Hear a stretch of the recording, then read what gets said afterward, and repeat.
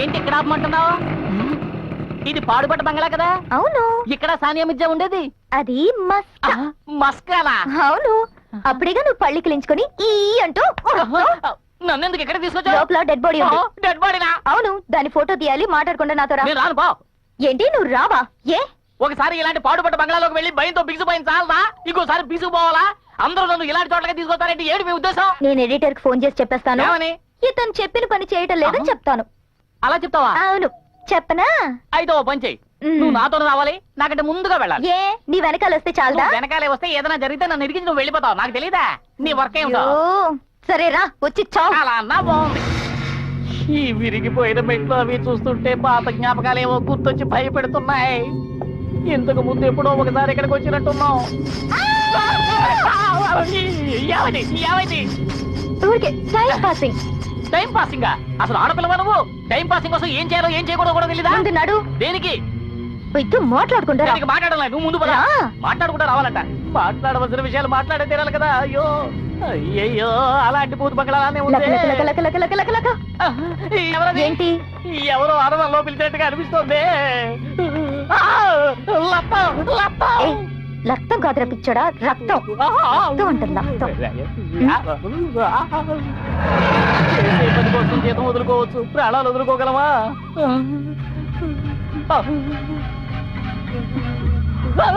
ఇదిగో ఇక్కడ లబ్బాడి కాదు, చుంబాడి, డెడ్ బాడీ.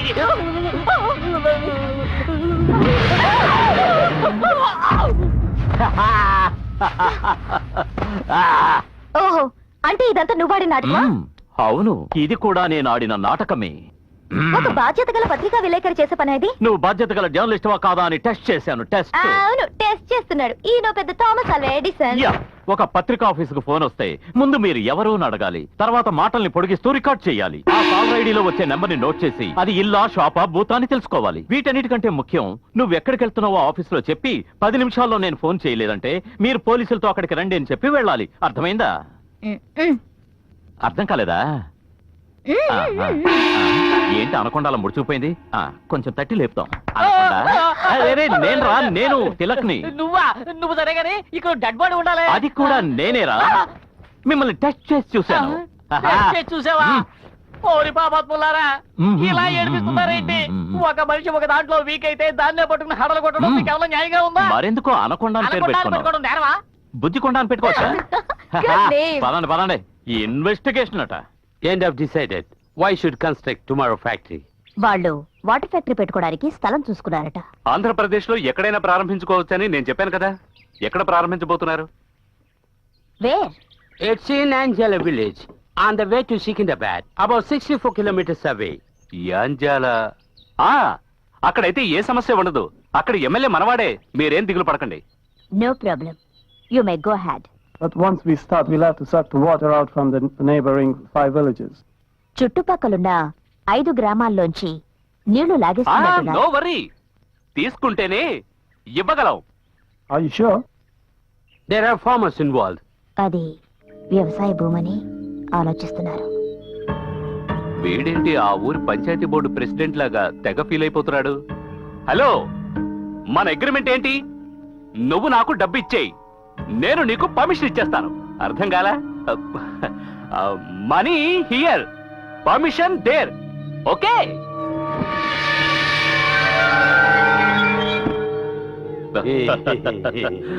ఇంగ్లీష్ మజా కదా. Okay okay. ఈ వాటర్ ఫ్యాక్టరీ ఆ ఊరికి డేంజర్ అని ఎవరు అనకముందే త్వరగా ప్రెస్ వాళ్ళని పిలిపించి ఈ వాటర్ ఫ్యాక్టరీ ఆ ఊరికి దక్కిన లక్కీ ప్రైజ్ అని ప్రచారం చేయిద్దాం. నీకు అబద్ధం చెప్పడం కొత్త ఏంటి? మీ అందరికీ నమస్కారం. ఇక్కడికి నేను మిమ్మల్ని సడన్ గా పిలిపించగానే ఆసక్తికరమైన రాజకీయ వార్త చెప్తాననుకుని ఉండొచ్చు, కానీ అలాంటిదేమీ లేదు. అంతకంటే ముఖ్యమైన ఒక శుభవార్త. గత పాలనలో పారిశ్రామిక రంగంలో 6వ స్థానంలో ఉన్న మన రాష్ట్రం మా ప్రభుత్వం వచ్చిన తర్వాత క్రమక్రమంగా అభివృద్ధి చెందుతూ ఇప్పుడు 2వ స్థానంలో ఉందని మీకు తెలుసు. మొదటి స్థానానికి రావాలంటే ఇంకా కొన్ని పరిశ్రమలు రావాలి. అందుకని మొదటి ప్రయత్నంగా హైదరాబాద్ కు దగ్గరలో ఉన్న యాంజాల గ్రామంలో వాటర్ ఫ్యాక్టరీ పెట్టాలని నిర్ణయం తీసుకున్నాం. ఇది చదువుకున్న వాళ్ళకి, చదువు లేని వాళ్ళకి ఉద్యోగాలే గాక ఉపాధిని కూడా కల్పించే నీళ్ల ఫ్యాక్టరీ. నీళ్ల ఫ్యాక్టరీయా? అవును, మినరల్ వాటర్ ఫ్యాక్టరీ.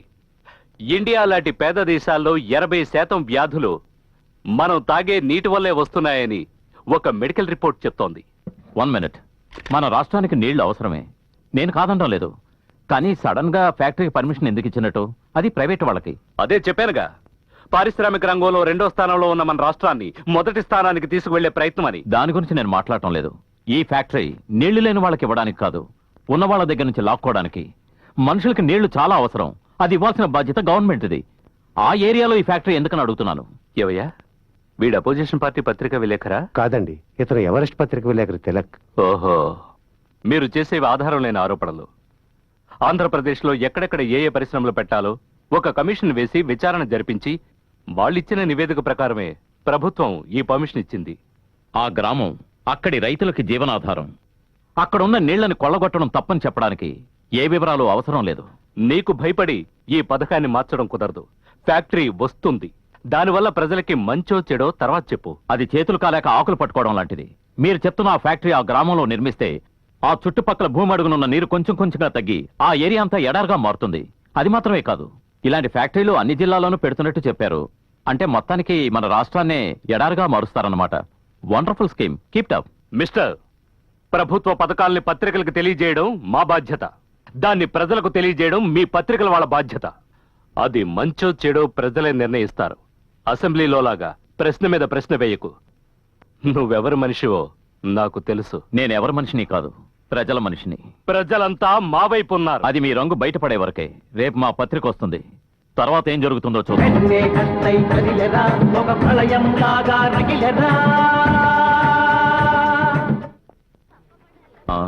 ఈ న్యూస్ మన 8 కాలం న్యూస్ గా వేసుకుందాం. రేపటి హెడ్లైన్స్ రెడీ. 3 ముఖ్యమైన మ్యాటర్స్ దొరికాయి, ముందు ఇవి చూడండి. ముఖ్యమైన మ్యాటరా ఏంటది? నంబర్ 1, ప్రముఖ నటి దివ్యశ్రీకి డైరెక్టర్ చంద్రశేఖర్ తో తిరుపతిలో రహస్య వివాహం. నంబర్ 2, దీన్ని అందరి ముందు చదివి వినిపిస్తాను, ఎలా రియాక్ట్ అవుతారో చూడండి. వ్యభిచార సుందరికి పోలీస్ ఆఫీసర్ కొనిచ్చిన వైర నెక్లెస్, థ్రిల్లింగ్ న్యూస్. నంబర్ 3, విగ్రహాల తరలింపు కేసులో అరెస్ట్ అయిన బాషాకి ప్రముఖ వ్యాపారవేత్తతో సంబంధం, పోలీస్ అధికారుల ఎంక్వైరీ. ఇవన్నీ మన పత్రికలో వేయదగ్గ వార్తలు కావు. వీటికంటే నేను తెచ్చిన ముఖ్యమైన న్యూస్ వేయడమే మంచిది. వీటికంటే ముఖ్యమైన న్యూసా? ఏంటది? యాంజాల గ్రామంలో పెట్టబోయే మినరల్ వాటర్ ఫ్యాక్టరీ, దానివల్ల అక్కడ ప్రజలకు జరగబోయే నష్టాన్ని తెలియజేసే ముఖ్యమైన న్యూస్. ఏంటి నువ్వు అనేది? ఒక గ్రామంలో ఇంత పెద్ద ఫ్యాక్టరీ పెడితే చుట్టుపక్కల ఉన్న ఎంత మందికి ఉద్యోగాలు వస్తాయి? ఫ్యాక్టరీ పెట్టడం వల్ల అందరికీ ఉద్యోగాలు దొరుకుతాయి, నేను కాదనడం లేదు. కానీ దానివల్ల భవిష్యత్తులో జరిగే నష్టాల మాట ఏంటి? ఏం నష్టాలు? యాంజాల గ్రామంలో కట్టబోయే ఆ వాటర్ ఫ్యాక్టరీకి చుట్టుపక్కల ఉన్న గ్రామాల నుంచి నీళ్లు తీయాలి. ప్రస్తుతం ఆ గ్రామాల్లో నీరు 50 అడుగుల లోతులో ఉంది. ఈ ఫ్యాక్టరీ కోసం నీళ్లు తీయడం మొదలెడితే 100 అడుగులు, 200 అడుగులు, ఆ తర్వాత 500 అడుగుల వరకు వెళ్లొచ్చు. ఆ నీళ్లనే నమ్ముకున్న రైతులు ఏమైపోవాలి? ఒక్క రైతు కుటుంబం బాధపడ్డాన్ని చూస్తూ ఊరుకోలేను. ఈ రోజు యాంజల, రేపు శంషాబాద్, ఆ తర్వాత ఇంకో ఊరు. ఇలా ప్రతి ఊళ్ళోనూ ఫ్యాక్టరీ పెడితే దేశమే ఎడారైపోతుంది. అలా జరగకూడదంటే మనం ప్రకృతిని అనుసరించిపోవాలి. అలా పోనందు వల్లే ప్రకృతి వైపరీత్యాలు వస్తున్నాయి. గుజరాత్ లో భూకంపం, కాశ్మీర్ లో భూకంపం, ఆంధ్ర తమిళనాడులో సునామీ. ఎంతమంది ప్రాణాలు పోగొట్టుకున్నారు, ఎంతమంది ఇళ్లు వాకిళ్లు పోగొట్టుకుని వీధిని పడ్డారు. దీనికి అంతటికే కారణం ఎవరు? స్వార్థపరులే కదా. ఇలాంటి పరిస్థితి మళ్ళీ రాకుండా ఉండాలంటే మనం జాగ్రత్తగా ఉండాలి. అందుకే ఈ న్యూస్ వేద్దామంటున్నాను. నువ్వు చెప్పేదంతా కరెక్టే తిలక్, కానీ నువ్వు రాయడం వల్ల మంత్రి తన ఫ్యాక్టరీ వరకు ఆపడు. ఏమంటే వచ్చే ఎలక్షన్స్ లో తన గెలవడం కోసం వేసిన ప్లాన్ ఇది. రాజకీయ నాయకుల బాధ వచ్చే ఎలక్షన్స్ గురించే, కానీ ఒక పత్రికా విలేకరి బాధ ప్రజల క్షేమం గురించే. నేను చివరి వరకు ఒక మంచి పత్రికా విలేకరిగా ఉండాలనుకుంటున్నాను. Let's create good states man, not corrupt politician.